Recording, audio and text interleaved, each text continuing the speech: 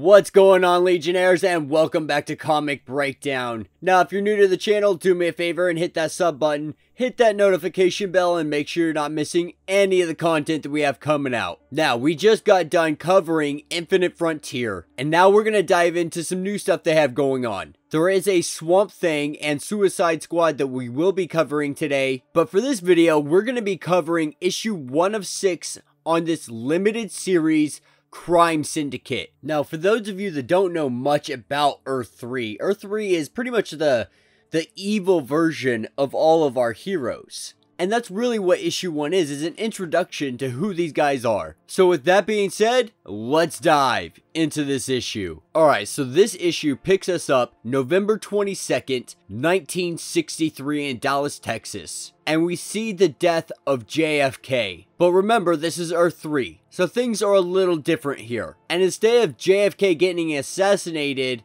by Lee Harvey Oswald, we see him getting assassinated by heat vision. And from that day forward, they would know that he, Clark Kent, was always watching. And then picking up in Metropolis today. Metropolis guarded by the one and only Ultraman. And we see a news heading from the Daily Planet saying, "Is Ultraman losing his grip?" Only for that newspaper to be quickly incinerated with heat vision. And then we cut over to the Daily Planet with Miss Grant and Jimmy Olsen. And Jimmy Olsen just telling her, like, I don't know if it was a good idea to instigate a literal god. And Miss Grant, being cocky, just says, you know, there's nothing to be afraid of. And this is when Ultraman comes with a semi-truck and throws it through the window. And Miss Grant tells him, like, I'm not scared of you. You can kill me if that's really what you want to do. But the people of Metropolis will rise against you. And if not, Alexander Luthor will. And pretty much Ultraman's just like, listen, like, I allow you to have any kind of freedom. You're gonna put some respect on my name. But before they can really get into it, he hears something and he takes off.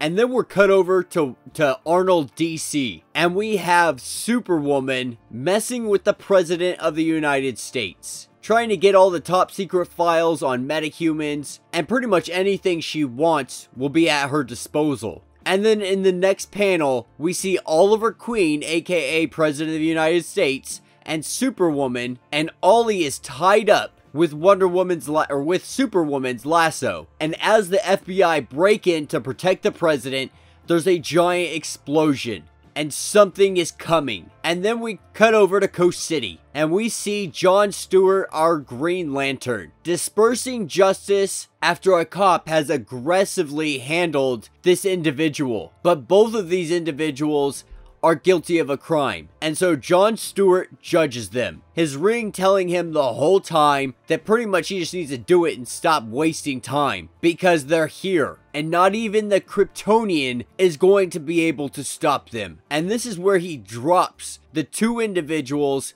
to their death, and we see them on the ground, lifeless, not moving, because this is the kind of justice that the Green Lantern delivers, regardless of the crime. And then in Central City, we see Atomica and Johnny Quick making their way through the city, only to get disrupted by a giant rumbling, and the street comes up underneath his feet to throw him into a truck.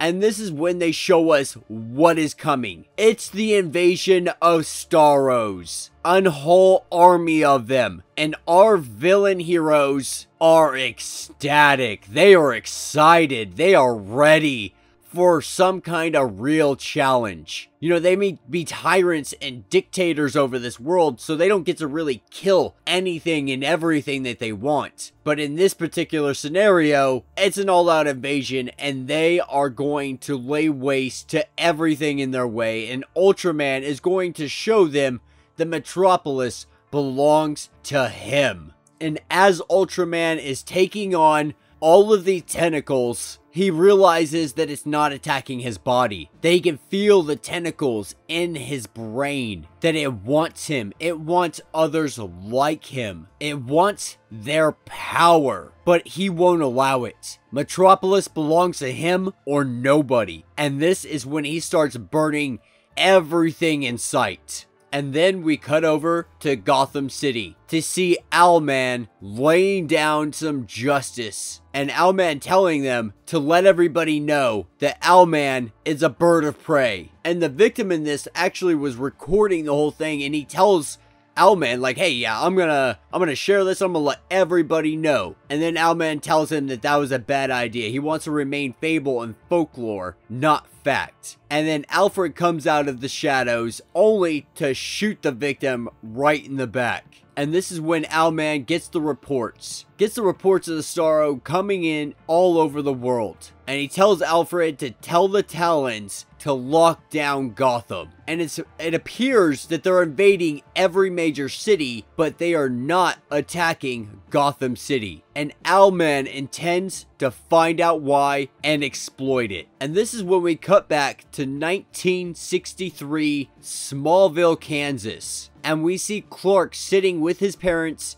and his abilities had manifested. You know, they had manifested early. And it wasn't before long before others saw his abilities. They weren't kept under wraps. And as time progressed, everybody made fun of him. Called him Freak, Space Baby, Bizarro, all kinds of things. But over time, he started to notice things. Like how he did all the work on the farm. And so one night, his parents decided to finally show him. And you can imagine his excitement, his anticipation, thinking that this may be the best day of his life. And then they show him the spaceship. And at first, he thought he had, you know, he thought that they had protected him. But then he remembered the name calling. If that was protection, it was inadequate at best. The town knew. They had to know. Kids called him Asteroid Boy. Like, how could they not know? And assuming that they're just liars, he takes the spaceship and he takes off, leaving them alive, but letting them know that he is not happy with them, not happy with how they've treated him, with being lied to, calls them a bunch of freeloaders,